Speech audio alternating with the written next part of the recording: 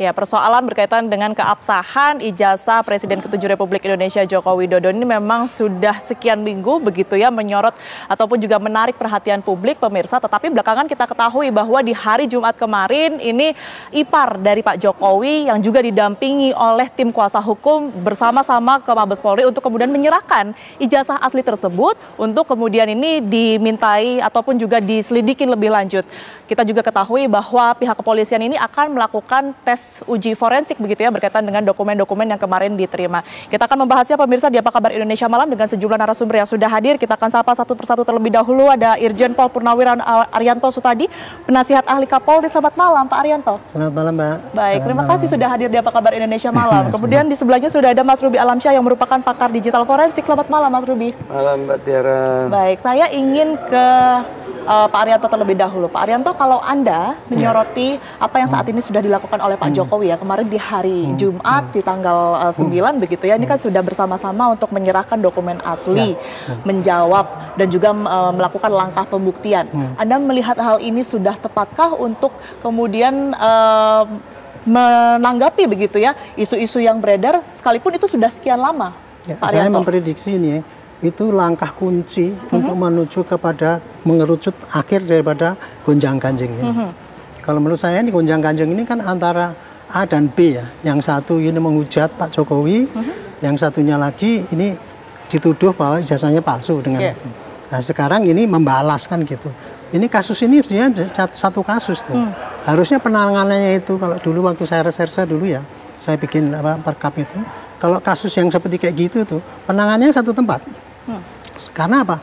Buktinya kan nanti yang untuk membuktikan kasus ini juga itu juga. Yang untuk membuktikan kasusnya ini itu juga. Mestinya itu sebaiknya ditangani satu tempat. Dan ini ya arah daripada pembuktian itu ya. Kalau yang ini Pak Jokowi ini kan ingin mengatakan bahwa saya dicemarkan namanya ya. Karena mereka menyebutkan ijazah saya palsu. Barulah sekarang menyetorkan ijazah palsunya ini yang palsu, ini yang asli.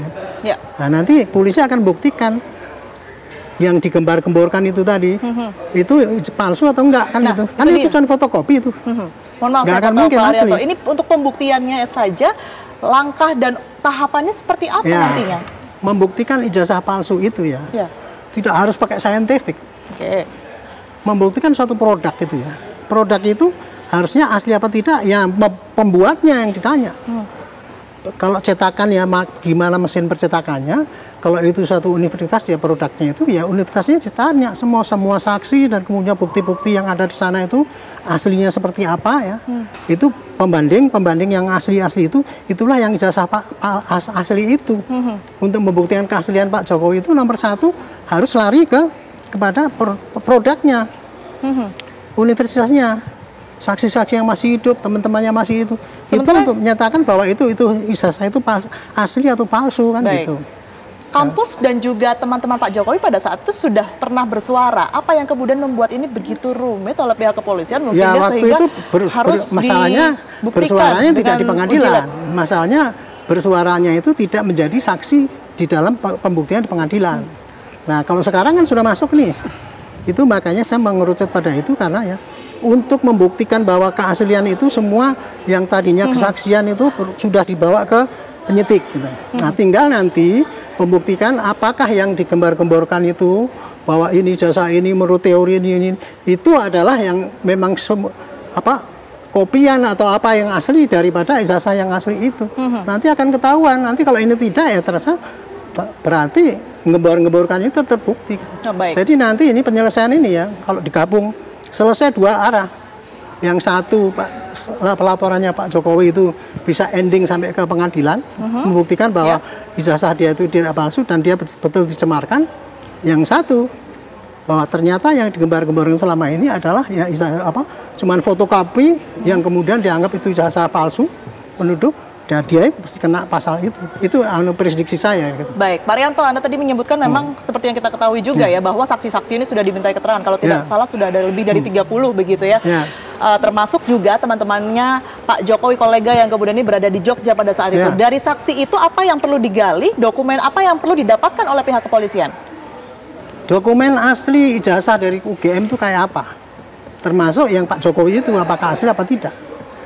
Kan dari keterangan saksi itu kan, ya Pak, saya dulu bikin skripsi, ini teman saya, ini, itu direkap menjadi suatu saksi. Ikut program belanja berhadiah 16 miliar di Depo Bangunan. Belanja di Depo Bangunan bisa semakin untung, dan untung. Depo Bangunan, supermarket bahan bangunan yang lengkap, nyaman, dan murah. Hanya di Depo Bangunan. Saksian. Oke. Rektornya yang dulu menguji siapa, itu saksi. Ya. Semua ada kan? Ya sudah, itu diajukan di pengadilan, itu pasti hakim akan yakin bahwa itu ijazah itu palsu, ijazah itu asli gitu. Baik. Jadi membuktikan keaslian ijazahnya Pak Jokowi itu tidak perlu dibandingkan secara forensik dengan yang ijazah yang lain, yang asli yang dia ada di situ. Jadi sebenarnya sederhana begitu ya, kalau sederhana. Anda lihat ini sebenarnya polisi sudah mau melakukan langkah yang positif sebenarnya dengan uji forensik, sekarang tapi itu sebenarnya tidak perlu ke sana.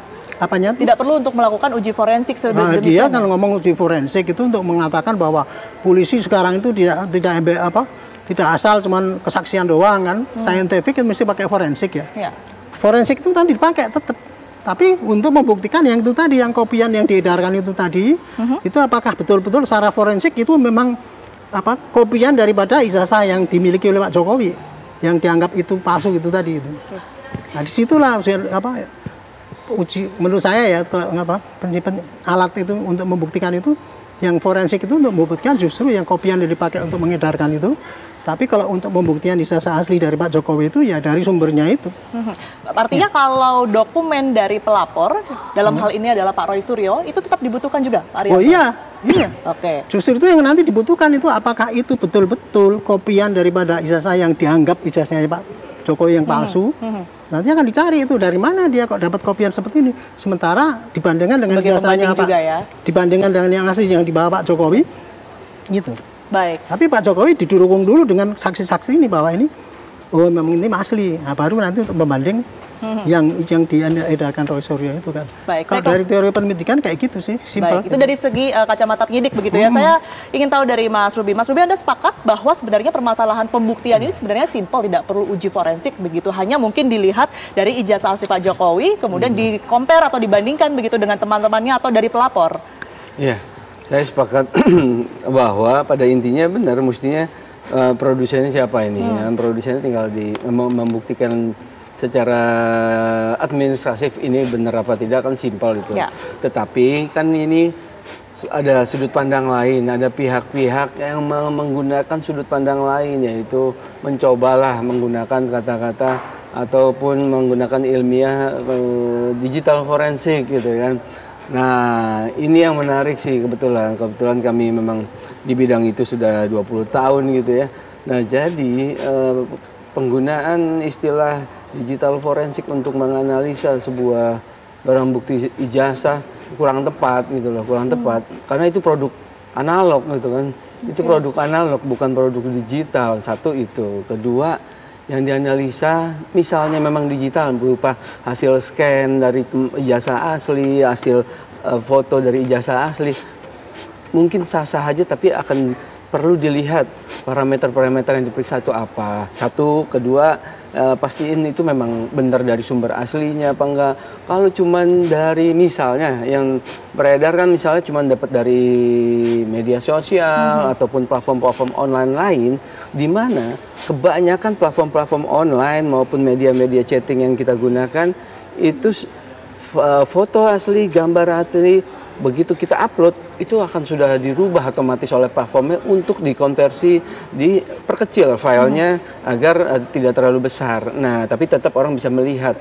Dari situ aja membuktikan bahwa file kalau yang kita ambil dari media sosial itu tidak sama persis 100% seperti aslinya, karena sudah ada perubahan data di dalamnya karena di-convert menjadi kecil. Nah, itu yang paling intinya sih satu lagi, mereka menggunakan digital forensik ini dengan tepat apa enggak. Sudut pandang itu sah-sah aja, tapi balik lagi digital forensiknya benar-benar digunakan, diterapkan dengan tepat atau tidak.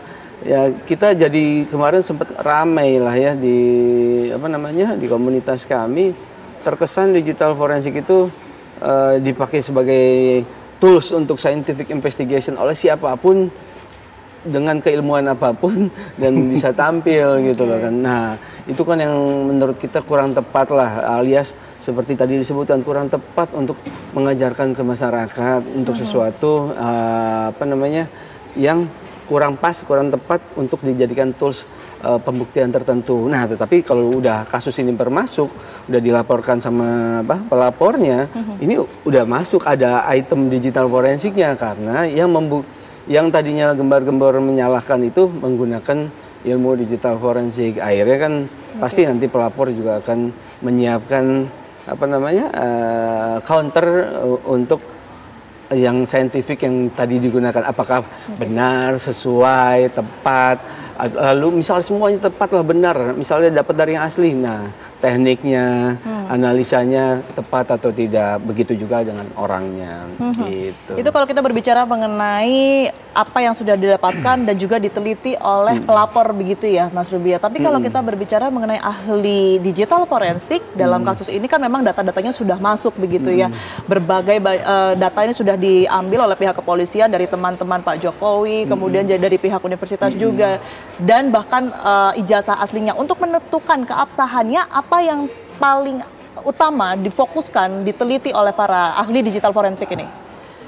Nah, tadi kalau menurut pendapat saya, kalau pada intinya mestinya yang utama yang bukan non digital forensik, Mbak. Ini menurut saya yang dilakukan oleh penyidik, forensik yang digugakan itu yang non digital forensik kok. Satu, menganalisa sebuah tanda tangan di ijazah itu benar nggak, sama nggak dengan ijazah yang atau memang yang membuat tanda tangan, sama ijazah yang beredar sebelum yang kurang lebih sama. Lalu pengidentikan penggunaan kertas dan titik-titik tertentu yang mana itu ada detailingnya. Nah, itu forensik yang analog itu bisa melakukannya. Sedangkan seperti tadi disebutkan, yang digitalnya itu untuk membantah atau mengcounter dari para pihak yang tadi. Jadi ada dua porsi menurut saya. Jadi forensik yang analog maupun yang digital. Baik.